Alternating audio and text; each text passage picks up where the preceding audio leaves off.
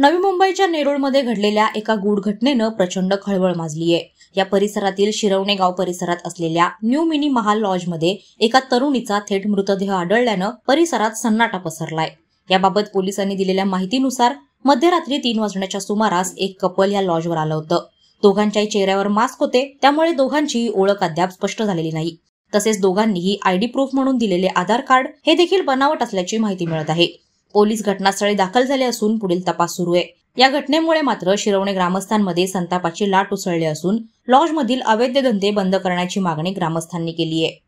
आज सकाळी 9:30 वाजता नेरूळ पोलीस स्टेशनच्या हद्दीमध्ये शिरवणे गावात मिनी महल लॉजिंग आहे, त्या ठिकाणी एक रूम मध्ये 3rd फ्लोअरच्या एका रूम मध्ये महिलेचा मृतदेह असल्याची माहिती आपल्याला मिळाली। त्याच्यानंतर आपण नेरूळ पोलीस स्टेशनने तिथे भेट दिलेली आहे। भेट दिल्यानंतर एकंदरीत आपल्याला असं आढळून आलं की 2 ते 2:30 वाजेच्या दरम्यान एक कपल त्या ठिकाणी आलं होतं। त्यातील महिलेचा मृतदेह त्या ठिकाणी आपल्याला मिळून आलेला आहे। साधारणतः लैंगिक उत्तेजक पदार्थाचा ओव्हरडोस झाल्यामुळे तिचा मृत्यू झाल्याचे प्रथमदर्शनी दिसून येत आहे आणि याबाबत पोलीस पुढील तपास करत आहेत। कोण आहेत, कुठून आले होते आणि हे कपल होते की बाहेरून आले होते, या बाबतीत आपण पूर्ण लॉजिंगचं रेकॉर्ड चेक करत आहोत, सीसीटीव्ही फुटेज चेक करत आहोत आणि पुढील तपास आपल्या वेगवेगळ्या टीम करत आहे। वादळवारा लाईव्ह साठी अमोल कांबळे, नवी मुंबई।